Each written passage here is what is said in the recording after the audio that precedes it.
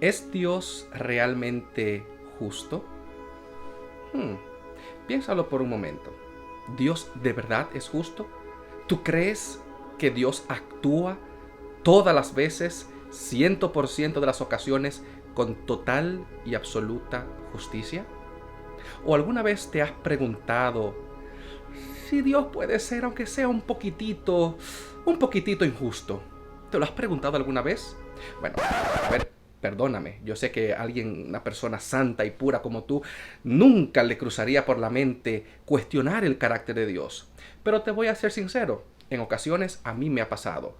A veces yo veo que no siempre obtengo lo que merezco. A veces siento que la vida, y cuando decimos la vida en realidad decimos Dios, es injusta y no conseguimos lo que realmente merecemos. Así que en esta oportunidad yo quisiera invitarte a reflexionar un poquito en el carácter de Dios, según lo presentó Jesús en una de sus historias. Vamos a analizar una historia de la Biblia, como hicimos en el video anterior, desde la luz de la historia, la arqueología y las ciencias auxiliares, para ver un poquito mejor cómo es Dios y si realmente Dios es justo. Te adelanto, al finalizar este video estarás de acuerdo conmigo. Dios es injusto. Comencemos.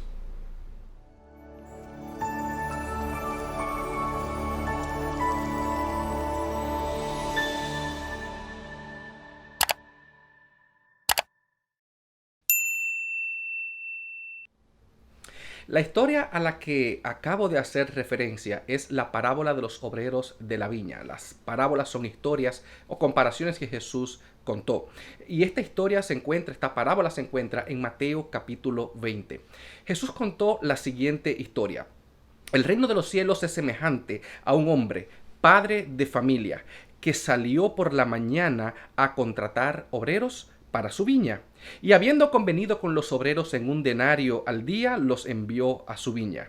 Y saliendo cerca de la hora tercera del día, vio a otros que estaban en la plaza desocupados, y les dijo: Id también a mi viña, y os daré lo que sea justo. Y ellos fueron. Salió otra vez cerca de las horas sexta y novena, e hizo lo mismo. Y saliendo cerca de la hora undécima, halló a otros que estaban desocupados, y les dijo: ¿Por qué estáis aquí todo el día desocupados? Y le dijeron: Porque nadie nos ha contratado. Él les dijo: Id también vosotros a mi viña, y recibiréis lo que sea justo. Hagamos una pequeña pausa en este momento antes de leer el desenlace de la parábola. Esta es una historia que Jesús contó de un hombre que contrata personas para trabajar. Y de entrada notamos que se repite mucho la palabra justo, la palabra justo, la palabra justo. Es una historia donde Jesús promete un desenlace justo, donde Jesús promete justicia. Nota que a los primeros el convenio es un denario por día. Un denario no es nada más que una moneda del tiempo de Jesús, una denominación que equivalía al salario de un jornalero, de un obrero, por un día. Era algo así, si pudiéramos compararlo como el salario mínimo. Acá puedes ver una imagen de un denario del tiempo de Jesús, que se ha excavado, que se ha encontrado en descubrimientos arqueológicos. Jesús contó la historia de un padre que al principio promete a las personas que trabajan un día el salario justo de un día. Un denario, esa imagen que acabas de ver hace unos instantes. Luego, las siguientes personas que él contrata, dice que fue a la hora tercera, a la hora novena, a la hora sexta, incluso a la hora undécima, les promete lo que sea justo. Así que ya se crea una expectativa en el lector de que vamos a llegar a un desenlace justo. Mira cómo termina la parábola. Cuando llegó la noche, el señor de la viña dijo a su mayordomo: llama a los obreros y págales el jornal, empezando por los últimos hasta llegar a los primeros. Llegaron los que habían ido cerca de la hora undécima, y recibieron cada uno un denario. Al llegar también los primeros, pensaron que habían de recibir más, pero también ellos recibieron cada uno un denario. Y al recibirlo, murmuraban contra el padre de familia, diciendo: estos últimos han trabajado una sola hora y los has tratado igual que a nosotros, que hemos soportado la carga y el calor del día. Él, respondiendo, dijo a uno de ellos: amigo, yo no te hago ninguna injusticia. ¿No conviniste conmigo en un denario? toma lo que es tuyo y vete, pero quiero dar a este último lo mismo que a ti. ¿No me está permitido hacer lo que quiero con mi dinero? ¿O tienes tú envidia porque yo soy bueno? Esta parábola desde siempre ha despertado la curiosidad y la indignación de los estudiantes y los lectores de la Biblia. Cuando leemos en esta historia que el padre de familia, el dueño de la viña, contrata a personas a distintas horas y luego le paga a todo el mundo por igual, nuestro sentido de justicia nos reclama y nos dice algo debe haber mal en esta parábola. No es posible, no es justo. ¿Por qué? Porque nuestra mentalidad, nuestro sentido de justicia me dice a mí, te dice a ti, que mientras más yo hago, más debo recibir. Y el que menos hace, menos debe recibir. Entonces, ¿por qué Jesús contó esta historia? ¿Qué podemos aprender de ella? Vamos a analizar la historia desde distintos puntos de vista. Y en este, al igual que en el video anterior de David y Goliat, te lo dejo aquí para recomendártelo, las ciencias auxiliares nos sirven de mucho. En primer lugar, analicemos un poquito el contexto en el que ocurrió, en el que Jesús contó esta historia. El capítulo anterior, Mateo capítulo 19, Jesús al final del capítulo recibe la visita de un joven importante, al cual la tradición ha llamado el joven rico. Este hombre rico tiene mucho dinero, se arrodilla y ofrece seguir a Jesús. Jesús le pide, vende todo lo que tienes, dalo a los pobres y tendrás tesoro en el cielo, y entonces ven y sígueme. El rico se va triste porque tenía demasiado dinero y prefirió el dinero antes que seguir a Jesús, prefirió sus riquezas. En ese momento, los discípulos empiezan a mirar y a discutir, pero bueno, si este hombre que es rico no pudo alcanzar la salvación, ¿quién podrá salvarse? Pregunta los judíos. Entonces Jesús contesta, lo que para los hombres es imposible, para Dios no, porque para Dios todas las cosas son posibles. Y entonces añade, pero muchos primeros serán postreros en el reino de los cielos y muchos postreros serán primeros. Y entonces llega esta parábola, cuenta esta historia. Jesús está aludiendo a una forma de pensar, o a varias formas de pensar, por lo menos dos, que existían en su tiempo.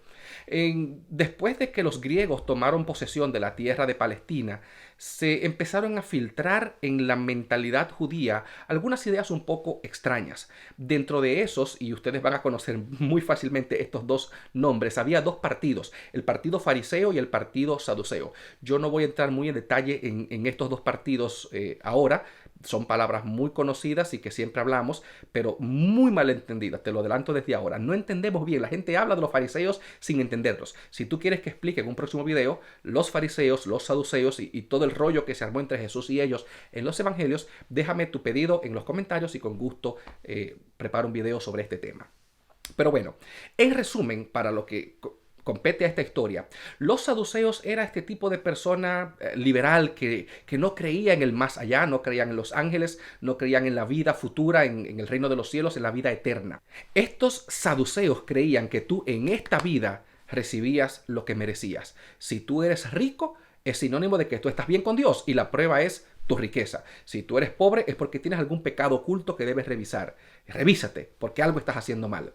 Muy parecido a personas que hoy en día predican el evangelio de la prosperidad, de que si tú eres rico es la mayor señal de que cuentas con el favor divino. El otro grupo eran más de dos partidos, pero estos son los dos principales, eran los fariseos. Los fariseos sí creían en la vida futura, sí creían en la vida eterna, sí creían en los ángeles, pero además ellos tenían un sistema de que cuando tú actuabas y hacías obras de bien, eso te acumulaba méritos con Dios. En otras palabras, los fariseos creían que viviendo una vida justa, una vida buena, tú podías hacer que Dios estuviera en deuda contigo y que entonces al final Dios tuviera que premiarte con la vida eterna y con bendiciones porque tú habías acumulado suficientes méritos como para merecer la salvación. Cuando los discípulos reaccionan al suceso del joven rico, están actuando según la mentalidad de la época. De hecho, el mismo Pedro le pregunta a Jesús, nosotros, maestro, que lo hemos dejado todo para seguirte, ¿qué tendremos? ¿qué tendremos? Existía una mentalidad en los discípulos de Jesús, una mentalidad de asalariado, de que Dios tiene que premiarme por lo que yo hago. Señor, yo te sigo, ¿qué me vas a dar tú a mí a cambio? Señor, yo hago obras de bien, como decimos muchos hoy en día, yo no le hago mal a nadie. ¿Qué voy a ganar yo a cambio? Como decimos los dominicanos, ¿qué hay para mí en ese negocio? Esa era la mentalidad que existía en ese tiempo y fue lo que Jesús vio en sus discípulos después de su encuentro con el joven rico. Entonces Jesús contó la parábola. La parábola de los obreros de la viña comienza hablando de un hacendado rico y a Jesús parece que le gustaba mucho este tema. La parábola de los talentos en Mateo 25 comienza de la misma manera hablando de un hombre rico, dueño de grandes riquezas que se va de viaje. La parábola del rico y Lázaro también cuenta de un hombre bastante rico, el mayordomo infiel, ambas, el rico y Lázaro y el mayordomo injusto, están en Lucas capítulo 16. La parábola del hijo pródigo cuenta sobre un hombre que tenía dos hijos pero también tenía riquezas que podía repartir entre sus hijos. Así que Jesús contó varias historias de hombres ricos. En este caso, el hombre rico tenía una viña, era dueño de una gran tierra y salió a buscar personas para que trabajaran posiblemente en la cosecha o en la recolección de frutos en épocas de cultivo en Palestina. Este hombre rico, podemos encontrar descubrimientos arqueológicos que nos ilustran un poquito más cómo vivían este tipo de personas en el tiempo de Jesús. En este momento te voy a mostrar una imagen. Esta imagen que estás mirando es de una propiedad llamada Orvat Agav en hebreo. Se descubrió en Palestina, cerca en las laderas del monte Carmelo. Esta imagen que estás viendo es una mansión fortificada rodeada por un muro y cuenta con una torre. Tenía forma de L y su muro más extenso, el muro más amplio, tenía aproximadamente 60 metros de largo y la propiedad completa contaba aproximadamente con unos 2.800 metros cuadrados. En esta propiedad se encontraron, entre otras cosas, y aquí puedes ver en las imágenes, se encontraron lugares para exprimir la uva, lagares, se llaman lagares, para exprimir la uva. También se encontraron prensas para extraer el aceite de los olivos, que era también otro de los cultivos principales de Palestina. Lo más importante es que aquí en esta zona que estás viendo ahora se encontró un mikveh. ¿Qué es un mikveh?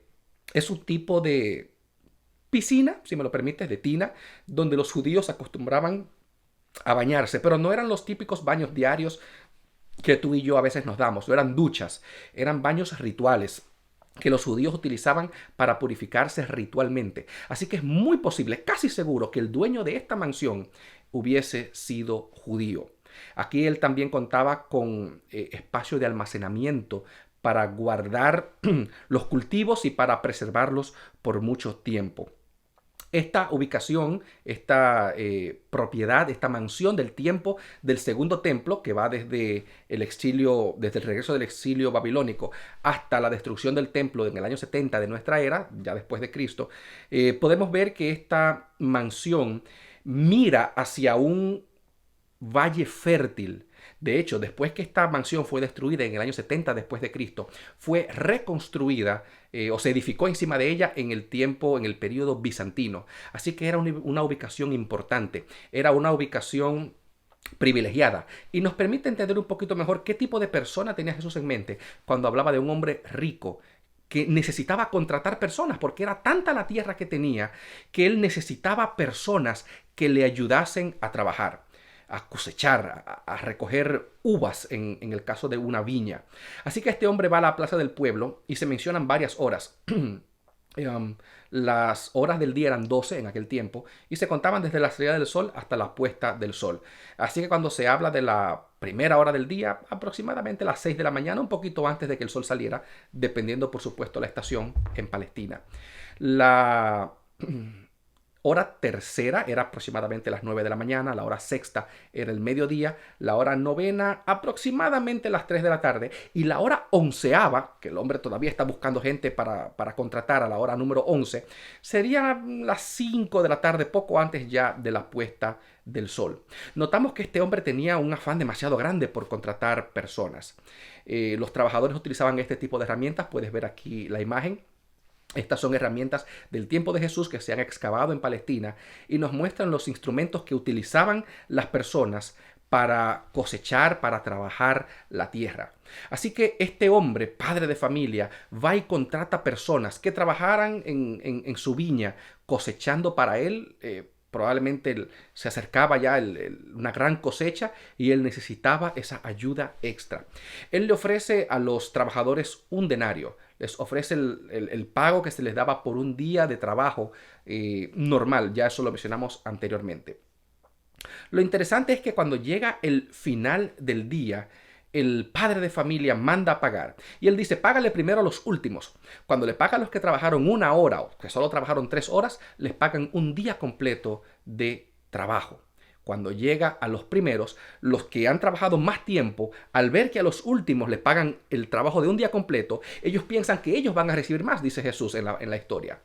Pero cuando reciben un denario, cuando reciben el pago de un día, número uno, sienten que a ellos les están robando y que ese dinero que extra que los demás recibieron se les está quitando a ellos. Se ofenden y dicen, no, pero esto es injusto, y empiezan a formar ahí una especie de huelga contra el padre de familia. Y entonces viene la conversación donde Jesús nos presenta la enseñanza o las enseñanzas de esta parábola. Para entender lo que Jesús quiso enseñar en esta parábola, tenemos que prestar atención a los diálogos, recordando lo que ya mencionamos sobre la mentalidad de asalariado que reinaba en el tiempo de Jesús en las mentes judías, esa mentalidad de que a mí hay que darme porque yo hago, y entonces como yo hago, yo merezco. Y esto era lo que Jesús estaba tratando de corregir en sus discípulos. Notemos la conversación que sucede al final de la parábola entre uno de los trabajadores de la viña y el dueño de la propiedad. Dice que el trabajador se quejaba diciendo, estos han trabajado una sola hora y tú los has tratado igual que nosotros, que hemos soportado la fatiga, la carga y el calor del día. Nota cómo este empleado, este obrero, se queja y dice, nosotros hemos soportado la carga, hemos trabajado arduamente, todo el calor del día ha recaído sobre nosotros. ¿No te suena eso parecido a la mentalidad de los judíos? Yo hago y por lo tanto yo merezco. Yo he trabajado y por lo tanto tú me debes a mí. Tú debes darme. La queja en este caso es a ellos que han trabajado menos, tú los has hecho igual que a nosotros. Ahora fíjate cómo habla el padre de familia. El padre de familia lo primero que hace es que corrige al trabajador que se está quejando injustamente. Dice, el número uno le dice amigo, lo trata bien, lo trata como su igual, le dice amigo, tú y yo hicimos un trato, un día de trabajo por un denario. No te estoy pagando lo que acordamos, yo estoy cumpliendo con mi contrato, ¿por qué te estás quejando? Y entonces le dice, toma lo que es tuyo y vete. Y luego dice, pero yo a este quiero pagar lo mismo que a ti. Eso a ti no te importa, dice Jesús. ¿Qué? ¿A ti qué? Y esta frasecita de yo quiero pagarle a él lo mismo que a ti, toma lo que es tuyo y vete, me recuerda otra historia en Juan capítulo 21, cuando Pedro está conversando con Jesús después de la resurrección. Dice Juan capítulo 21 que el discípulo amado los venía siguiendo, Juan los venía siguiendo. Y cuando Pedro vio que Juan los venía siguiendo, le preguntó al maestro, maestro, ¿y este que viene detrás? ¿Qué con él? Jesús le dijo, si yo quiero que él quede vivo hasta que yo venga, eso a ti no te importa. Tú sígueme. Por supuesto, Juan también murió. Fue una expresión que Jesús simplemente usó, pero que expresa un gran principio de la vida cristiana. Las relaciones con Dios son personales y son únicas. Yo no puedo vivir la vida cristiana comparándome con los demás, comparando el trato que Dios le da a las demás personas o comparando la forma en la que otra persona se relaciona con Dios. Muy a menudo nosotros tenemos la mala costumbre, bueno, yo tengo la mala costumbre de medir a los demás en su andar con Jesús, en su andar cristiano, de la misma manera en la que yo mido mi vida cristiana. Si yo tengo un problema, una debilidad de carácter, yo quiero corregir eso no solamente para mí, sino para todo el mundo. Y yo creo que todo el mundo es igual de débil que yo en lo que yo soy débil. Por otro lado, cuando yo tengo una fortaleza, suelo ser intolerante con el que no tiene esa misma fortaleza de carácter o ese mismo don o talento que yo. En esta parábola Jesús me recuerda que mi relación con Dios es única, es personal. Mi relación con Dios es como si no hubiese ninguna otra alma en el universo. Y yo debo entender que mi forma de relacionarme con Dios es única y que la tuya también. Tenemos que ser como cristianos un poquito más tolerantes hacia los demás. Debemos dejar de cuestionar la forma en la que otra persona se relaciona con Dios, porque su relación con Dios puede ser muy distinta a la mía, como definitivamente enseña esta parábola. El padre de familia, que por supuesto representa a Dios, le dice a este hombre que se está quejando, a este hombre amargado: mi hijo, toma lo que es tuyo, conténtate con lo que tú y yo tenemos, con lo que yo te estoy pagando, con lo que yo te ofrecí, y olvídate de los demás. Deja de mirar lo que los demás están haciendo y concéntrate en ti. De hecho, notamos también un poquito de ese énfasis. El trabajador de la viña habla mucho de yo. Nosotros hemos soportado, nosotros hemos trabajado y tú nos has tratado mal y a ellos los... Pero fíjate cómo habla el padre de familia.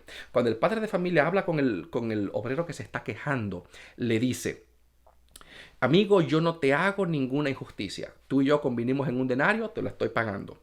Toma lo que es tuyo y vete. Ahora fíjate lo que dice a continuación. Pero yo quiero dar a este último lo mismo que a ti. No me está permitido hacer lo que yo quiero con lo mío, o tienes tu envidia porque yo soy bueno. El obrero está hablando de mi trabajo, concentrado en la carga, en el calor que él ha soportado. Pero el padre de familia, fíjate cómo habla. Es mi dinero, es lo mío. Y yo quiero, no es que el otro se lo merezca, dice el padre de familia, es que yo quiero darle a él lo mismo que a ti. Y al final la pregunta punzante de la parábola es: ¿tienes tu envidia porque yo soy bueno? El obrero de la viña estaba reclamando justicia, pero el padre de familia estaba hablando de bondad, estaba hablando de misericordia. Sabes, esta no es una parábola acerca de cómo debe funcionar el trabajo, no es una parábola acerca de cómo debe funcionar el gobierno, de cómo debe funcionar mi país, no es una parábola acerca de la vida cotidiana, es una parábola acerca de la salvación. Es una parábola acerca de la salvación donde al final del día todos los trabajadores, los que trabajaron 12 horas, 9 horas, 6 horas, 3 horas o incluso 1 hora, aprendieron lo mismo. En materia de salvación, todos somos iguales delante de Dios. Nuestro trabajo, por mucho que sea, no puede ganarme nada. Y por muy poco que sea, no puede tampoco restarme nada. La salvación es un regalo que Dios hace y que Dios da por su gracia y por su misericordia, no porque yo lo merezca. Fíjate cómo dice el trabajador: estos han trabajado menos y tú los has hecho iguales que nosotros. Tenemos que entender que en esta situación de la vida eterna, de nuestro destino como seres humanos, todos estamos igual delante de Dios. Sin Jesús, todos estamos igualmente perdidos, y con Jesús, todos, independientemente de nuestras acciones y lo buenas que puedan ser, estamos igualmente salvados con Jesús y perdidos sin Él. Tenemos que entender que la salvación, que es lo que enseña esta parábola, es por gracia y es una salvación por misericordia. Recuerda que te hablé hace un momentico del padre de familia, que es un hacendado rico. Me gusta mucho que Jesús, aunque habla de las riquezas de este hombre, del terreno, de cómo tiene para pagarle, incluso al que no trabajó tanto, pagarle lo mismo, notamos que Jesús lo describe como un padre de familia. Lo describe como una persona bondadosa, como una persona sensible a las necesidades de los demás. Nota que los que trabajaron una sola hora, no trabajaron 1 hora porque eran malos, no trabajaron 1 hora porque eran vagos, porque eran holgazanes y no querían trabajar. Cuando el padre de familia va a la plaza para contratarlos y les pregunta: ¿por qué llevan todo el día aquí? Ellos contestan: porque nadie nos ha contratado. Jesús, Dios, como padre de familia, como padre misericordioso, tiene bondad, manifiesta su misericordia a aquellos que el mundo completamente ignora. Yo nunca he sido muy bueno para los deportes, como te podrás imaginar. Lo mío siempre ha sido la lectura. Y cuando yo era joven, era siempre el último que los equipos escogían a la hora de jugar deportes. Sin embargo, yo tenía un amigo, tengo un amigo, Julito, mi mejor amigo de toda la vida, desde la infancia. Un saludo para Julito, que seguro está viendo este video. Que ese era la estrella del equipo. Y cada vez que a él le tocaba escoger su equipo, él se arriesgaba y me escogía a mí de primero. Él sabía que yo no sabía jugar, que yo... De hecho, cuando me escogían un equipo, tenían que coger a alguien tan malo como yo en el otro lado para equilibrar el juego. Sin embargo, él me escogía a pesar de que yo no sabía jugar, porque nadie más me iba a escoger en su equipo. Lo mismo pasa con este padre de familia. Él contrata a los que nadie quiere contratar. Él tiene misericordia de los que otros ignoran, de los que otros quizás no escogen porque no son buenos trabajadores o quizás no tienen las mismas habilidades o fortaleza o rapidez de trabajo. Pero este padre de familia tiene misericordia de ellos. Y así mismo es Dios. Cuando todos nos ignoraban, cuando nadie tiene compasión de nosotros, Dios tiene misericordia y se compadece de nosotros. Y eso es lo que enseña esta parábola, un Dios misericordioso y un Dios de amor. Ahora viene la pregunta. Entonces, respondiendo a la pregunta del inicio, ¿podemos decir que Dios es justo? ¿Es justo pagarle de más al que solo trabajó una hora? No. No es justo. Y yo creo que esta parábola me enseña que Dios no es justo. Y lo voy a repetir. Esta parábola enseña que Dios no es justo. Porque esta no es una parábola acerca de justicia. Esta es una parábola de misericordia. Dios no es justo. Dios es misericordioso. ¿Sabes por qué te lo digo? Porque no era justo que Jesús el bueno, que Jesús el inocente muriera para que Jorge Luis el culpable pudiera ser salvo. Eso no es justicia, ni aquí, ni en ningún país, ni en ningún continente, ni en ningún otro planeta. Eso no es justicia. Eso es misericordia. Dios trató a Jesús como él no lo merecía para tratarme a mí como yo tampoco lo merezco. Dios condenó a Jesús a muerte. Jesús murió. Dice el apóstol Pablo que el que no conoció pecado, por nosotros lo hizo pecado para que ahora nosotros pudiésemos ser hechos justicia de Dios en él. En otras palabras, en la cruz del Calvario ocurrió un trueque. El inocente fue tratado como culpable para que yo, que soy culpable, fuese tratado como inocente. Mis amigos, eso no es justicia, porque tú y yo no necesitamos justicia. Eso es lo que tú y yo necesitamos, y eso es misericordia. Tú y yo necesitamos misericordia. Y esta parábola me enseña que el Dios de misericordia tiene infinitas misericordias para ti y para mí. La pregunta final es, ¿te acogerás tú a la misericordia de ese Dios? De ese padre de familia rico que, a pesar de tener viñedos y riquezas incontables, nos invita a ti y a mí a trabajar para Él. Si tú ya eres cristiano de hace mucho tiempo y sientes que estás trabajando para el Señor, trabaja con gusto, trabaja con alegría, trabaja con placer y recibirás como recompensa la vida eterna. Si hace poco que estás conociendo del Señor, no importa, trabaja mucho o poco, pero trabaja para ese Dios de misericordia. Gracias por acompañarme una vez más. Recuerda dejar siempre tus reacciones, tus comentarios aquí abajo en la casilla de los comentarios. Yo siempre los leo. Si tienes alguna pregunta, no dudes en dejármela. También siempre leo las preguntas y preparo los videos según las preguntas que las personas me dejan acá en los comentarios. No olvides suscribirte si no lo has hecho, activar la campanita para que recibas las notificaciones, y nos veremos muy pronto en un video más de este mi canal y de estas series de respuestas y estudio de la Biblia. Que Dios pueda bendecirte mucho.